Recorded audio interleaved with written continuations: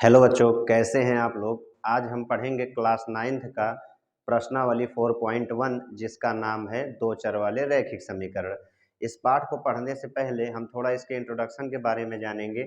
जैसे भाई कह रहा है दो चर वाले रैखिक समीकरण, तो एक यहाँ चर मिल गया, एक यहाँ रैखिक समीकरण मिल गया। भाई पहले जान लेते हैं कि चर क्या होता है। चर तो सबको पता है, चर संख्याएं क्या क्या होती हैं भाई। तो ए से लेकर जेड तक, ए से लेकर जेड तक जितने भी लेटर होते हैं वो सभी किस में आते हैं, चर संख्याओं में आते हैं। और उसके बाद भाई ये भी हम जानते हैं कि यदि किसी संख्या के साथ आपका कोई A B C D X Y Z कुछ जुड़ा है तो वो भी क्या माना जाएगा, तो वो भी हमारा माना जाएगा चर ही माना जाएगा। तो ये भी चर है, या तो हमने लिख लिया 3z/2, तो ये सब भी क्या है, चर है। तो चर तो समझ में आ गया कि ए से लेकर जेड तक सब चर होते हैं। और उसके बाद किसी संख्या के साथ कोई अगर चर जुड़ा है तो वो भी चर माना जाएगा। और उसके बाद रैखिक समीकरण क्या होता है, तो रैखिक समीकरण भाई आपको हमने बताया था इसके पहले वाले प्रश्नावली में, ठीक है। यानी प्रश्नावली 2 में रैखिक समीकरण बताए थे। वहाँ हम रैखिक बहुपद जाने थे, लेकिन रैखिक का मतलब ही वही होता है कि जहाँ चर के जो सबसे बड़ी घात होगी एक हो। चर के जो सबसे बड़ी घात हो वो क्या हो, एक हो। अगर चर के सबसे बड़ी घात भाई एक होगी तो वही हमारा क्या होगा, रैखिक समीकरण। जैसे 2x+5 हो गया, y-6 हो गया, या 3z-12 हो गया। इन सब में क्या है, x देखिए एक ही घात है इसकी, तो चर के जौन सबसे बड़ी घात है वो क्या है आपका, तो एक ही है। तो ये सभी क्या है, तो वो रैखिक समीकरण है, ठीक है। अगर चर के अधिकतम घात आपके 2 हो जाए भाई, जैसे लिख लिया हमने 2y² - 16, तो चर के अधिकतम घात अगर 2 हो जाएगी तो वो रैखिक समीकरण नहीं होगा। इसको हमने इसलिए बताया क्योंकि रैखिक समीकरण का मतलब है कि दो चर वाले रैखिक समीकरण आप पढ़ रहे हो तो चर तो दो होंगे, लेकिन उनकी जो घात होगी अधिकतम वो एक ही होगी। क्यों, क्योंकि यहाँ रैखिक समीकरण कहा है। अब दो चर वाले भाई रैखिक समीकरण क्या है, तो दो चर वाले में आप ऐसे कह सकते हो, इनको हम ऐसे, दो चर तो यह लिख लिया, मान लीजिए हमने 2x - 3y, ठीक है, यही दो चर हैं। लेकिन जो इस प्रश्नावली में हम पढ़ने वाले हैं वो इस रूप का होगा। कैसे, ax + by + c = 0, यही आपको पढ़ना है, इसी रूप में सबको दर्शाना होगा। ax + by + c में जहां x और y आपके दो चर हो जाएंगे और a b और c ये सभी क्या हो जाएंगे भाई, तो a b और c ये हो जाएगा एक वास्तविक संख्या। a b और c क्या हो जाएगा, वास्तविक संख्या, ठीक है, वास्तविक संख्या, ठीक। तो यही हम पढ़ेंगे ax + by + c = 0, और जहां a b c ये सभी वास्तविक संख्याएं होंगी। अच्छा, वास्तविक संख्या क्यों, अचर क्यों नहीं लिखे भाई, क्योंकि वास्तविक संख्या यहाँ कुछ भी हो सकता है, परिमेय संख्याएं भी हो सकती हैं और अपरिमेय संख्याएं भी हो सकती है, जैसे रूट की संख्याएं भी हो सकती हैं। इसलिए हमने यहाँ क्या लिखा है भाई कि ए बी सी आपके क्या है, वास्तविक संख्या। तो इसी रूप में अगर हमको मान ले, हम लिख लिया भाई 2x लिख लिया हमने मान लीजिए, अब प्लस के 3y, अब प्लस के यहाँ माइनस वाइनस कुछ भी हो सकता है, कोई दिक्कत नहीं, बराबर में 0। तो ये इसी रूप का है ये a2, देखिए ax + by, तो a b c ये सब वास्तविक संख्याएं हैं, तो ये भी वास्तविक संख्या में आती हैं। और x y आपके दो चर हैं, ठीक है, इसी रूप का होगा। यही इतना हमको जानना था। दो चर वाले रैखिक समीकरण क्या है, जहां ए बी सी आपके वास्तविक संख्या होगी। ये लास्ट वाला दो चर ही कहा है, तो इसीलिए x और y होगा, लास्ट वाला आपका केवल संख्या लिखी जाएगी, ठीक है। तो हमने इतना समझ लिया भाई। अब हम चलते हैं सवाल में। पहली सवाल कह रहा है, एक नोटबुक की कीमत एक कलम की कीमत से दुगनी है। इस कथन को निरूपित करने के लिए दो चर वाला एक रैखिक समीकरण बनाइए। अब भाई हमको दो चर वाला एक रैखिक समीकरण बनाना है, ठीक है। दो चर कह रहा है तो क्या करेंगे भाई, नोटबुक और कलम दिया है, आसान है, इसको हम आसानी से कर लेंगे भाई। तो ये नोटबुक और कलम दो दिया है, तो एक का मान लेंगे x और दूसरे का मान लेंगे y। कह रहे एक नोटबुक की कीमत एक कलम की कीमत से दोगुनी है, तो हम मान लेंगे, माना, क्या मान लेंगे भाई, माना नोटबुक की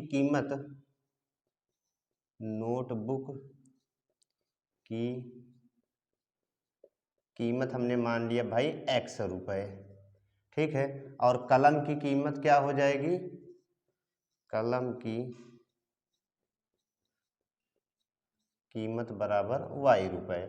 एक्स वाई क्यों माने, क्योंकि दो चर कहा है, दो चर वाला हमको एक रैखिक समीकरण बनाना है। तो देखिए एक्स और वाई हमने मान लिया, नोटबुक की कीमत को एक्स और कलम की कीमत को वाई मान लिया। अब समीकरण बनाते हैं। देखिए कह रहा नोटबुक की कीमत, तो यार देखिए नोटबुक की कीमत को हमने एक्स माना है तो हमने एक्स लिखा। अब बराबर कलम की कीमत वाई है, यहाँ कह रहा है एक नोटबुक की कीमत, तो नोटबुक की कीमत हमने एक्स लिख लिया। कलम के कीमत से दो गुनी है तो कलम के कीमत वाई है। अब वाई के दुगना का हो जाए भाई, तो 2y हो जाएगा। क्या हो जाएगा, तो 2y। वाई के दुगना तो वाई गुणे 2 करोगे तो 2 गुणे वाई आपका क्या हो जाएगा, 2y ही हो जाएगा। तो नोटबुक की कीमत कलम की कीमत की 2 गुनी है, कलम की कीमत के 2 गुनी है। अब हमको किसके रूप में लिखना है, तो दो चर वाले में हमने आपको बताया है भाई कैसे, ax plus b y plus c, इसी के रूप का लिखना है। अब देखिए x वाला तो आपको पता है, y साथ में होना चाहिए, उधर है 2y, इधर लाए तो भाई क्या हो जाएगा, प्लस में था तो इधर आया तो क्या हो गया माइनस में। और उसके बाद c तो है ही नहीं, तो यही x माइनस 2y बराबर 0, यही क्या हो गया भाई, यही हमने समीकरण बना लिया। हमको दो चर वाला एक रैखिक समीकरण बनाना था तो हमने पहले में बना लिया। ठीक है, नोटबुक की कीमत को x मान लिया, कलम की कीमत को y मान लिया, फिर हमने समीकरण बना लिया। कह रहा नोटबुक की कीमत, तो रुक गए भाई, x था लिख लिए। कलम की कीमत के कह रहा है दुगनी है तो y के दुगना 2y, अब प्लस में 2y इधर आया माइनस में, और जब 2y इधर चला आया तो वहां बच गया 0। ठीक है, अब दूसरी सवाल देखिए। दूसरी में कह रहे निम्नलिखित रैखिक समीकरणों को ax plus b y plus c के रूप में व्यक्त कीजिए और प्रत्येक स्थिति में a, b और c के मान भी बताइए। तो देखिए भाई सबसे पहले हमको कह रहा है ax प्लस बी वाई अब प्लस सी के रूप में इनको व्यक्त करना है। तो देखिए ax प्लस बी वाई तो है, लेकिन c हमारा इक्वल के उधर है, तो एक ले आएंगे इधर, देखा या इसे प्लस के 3y, अब प्लस में 9.35 बार है, इक्वल के इधर आएगा तो क्या हो जाएगा, माइनस में 9.35 बार हुआ, बच गया 0। क्या बच गया, 0। अब हमको इसी के रूप में लिखना है तो हमने लिख लिया, उसके बाद ए बी सी का मान भी बताना है। तो क्या लिख देंगे भाई कि ax प्लस बी वाई अब प्लस सी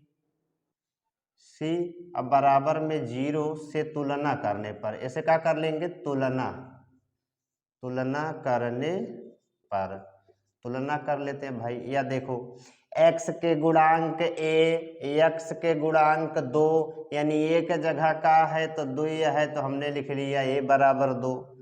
ठीक है, फिर y के गुणांक b, यहाँ y के गुणांक 3, यानी b के जगह का है भाई तो 3 है, तो 3 लिख लिए।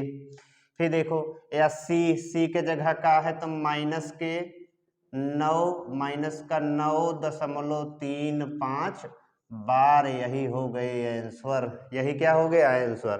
पहले हमने इसको x plus b y plus c के रूप में लिखा, फिर इससे तुलना कर डाला, x के गुणांक x के गुणांक 2, तो a के मान 2, b के मान 3 और c के मान माइनस के 9.35 बार हो गया। ठीक है, अब देखिए तो यहाँ हमारा तो ऐसे दिया है तो इसको हम ऐसे ही सॉल्व कर लेते हैं। देखिए ये तो हमारा पहले से ही ax plus b y plus c के रूप में दिया गया है, तो क्या करेंगे, डायरेक्ट वे लिख डालेंगे ax plus b y plus c बराबर 0 से क्या करने पर, तो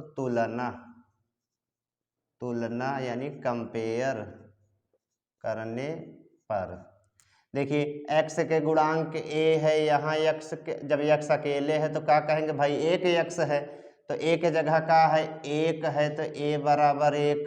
फिर y के गुणांक b है, ठीक है, और उसके बाद यहाँ हमारा y है, y को क्या कह सकते हो आप, एक y बटा 5 या 1/5y कह सकते हैं। तो इसका अब यहाँ मान लीजिए y मतलब ये एक y है, तो y गुणांक कैसे हो गया, 1/5 से, तो y के मान का होएगा, माइनस लगा है तो y का जो मान है, y यहाँ b है भाई, तो b लिखेंगे। तो y के गुणांक b, y के गुणांक -1/5, यानी b के जगह का है -1/5 है। फिर सी के जगह -10 है तो लिख लिए तुरंत है -10, ये हो गया हमारा आंसर। ठीक है, तो कुछ करने की जरूरत नहीं पड़ी। x के गुणांक ए तो a के मान 1, y/5 के गुणांक y के गुणांक -1/5, तो b के जगह -1/5, c के जगह -10।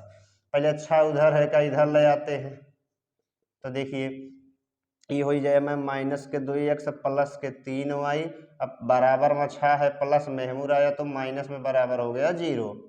ठीक है, तो वही लिख देंगे बार बार ax प्लस by से तुलना करने पर। ठीक है, चलो अच्छा लिख देते हैं जायदा ax plus by plus c बराबर में 0 से तुलना करने पर डॉट डॉट कर दिए भाई, तो सब कर लेना तुलना।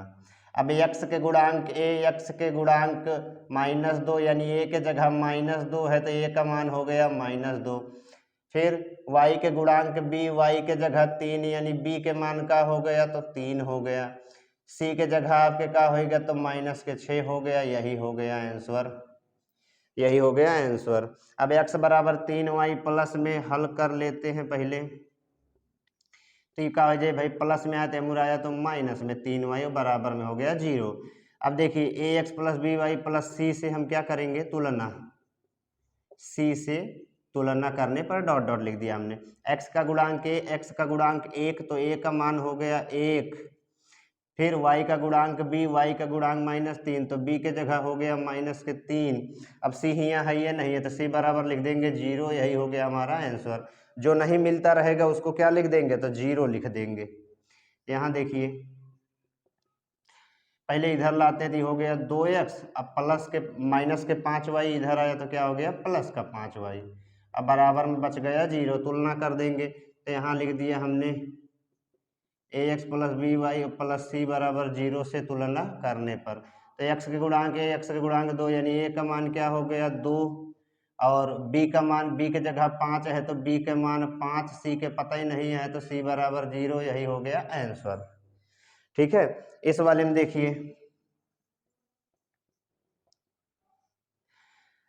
3x प्लस 2 बराबर हमारा 0 दिया है, तो भाई बहुत बढ़िया ax प्लस by से तुलना कर डालो, ax plus by plus c बराबर 0 से डॉट डॉट तुलना करने पर x के गुणांक 3 यानी में देखा भाई ax तो पता है, by यानी दूसर का चर नहीं पता हमको, तो जो नहीं पता उसको लिख देंगे 0। क्या लिख देंगे तो भाई लिख देंगे 0। x के गुणांक x के गुणांक 3 यानी a के मान हो गया 3, अब b के जगह कुछ है ये नहीं है तो b के मान होगा 0। दुई आपके का है तो c है, क्योंकि लास्ट वाला c तो पता है, y नहीं पता, तो b बराबर 0, a बराबर 3, c बराबर 2, हमने सब क्या करा भाई कर डाला। ठीक है, तो आगे के भी सवाल देख लेते हैं। देखिए अब 7वां सवाल क्या है हमारी भाई, तो दिया है y - 2 बराबर 0, तो अब हम डायरेक्ट इसको तुलना कर देंगे क्योंकि यहाँ कुछ होगा ही नहीं, तो हम लिख देंगे ax प्लस by अब प्लस c बराबर 0 से तुलना करने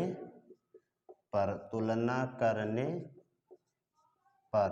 ठीक है, तुलना कर लेते हैं भाई, x के तो पता ही नहीं है, तो जब x के पता ही नहीं है तो होगा 0, by तो पता ही है, एक y है तो b के जगह का होगा भाई तो 1 होगा, c के जगह तो पता ही है -2, यही हो गया आंसर। ये याद रखना है भाई कि x न रहे तो ओके मान 0 और y न रहे तो 0, अगर अचर यानी c नहीं रहेगा तो वो भी 0, जो नहीं दिया रहेगा उसको 0 कर देंगे। अब यहाँ देखिए इसको कैसे करते हैं, 5 बराबर में 2x दिया है, ठीक है, 5 बराबर में 2x, तो क्या करेंगे 5 प्लस के 2x मुराया तो माइनस के 2x बराबर 0, इसको थोड़ा बढ़िया लिख लेते हैं तो -2x प्लस में 5 बराबर में 0। फिर क्या कर लेंगे तो कुछ न कर लेंगे, यही लिख देंगे क्या ax plus by plus c बराबर 0 से तुलना करने पर, तो x के गुणांक x के गुणांक -2 तो a के मान होगा -2, y का तो पता ही नहीं है हो तो b होगा 0, c के जगह 5 है तो c बराबर हो गया 5, यही हो गया हमारा आंसर। ठीक है, तो हमने प्रश्नावली 4.1 कंप्लीट कर दिया है, मिलते हैं नेक्स्ट वीडियो में।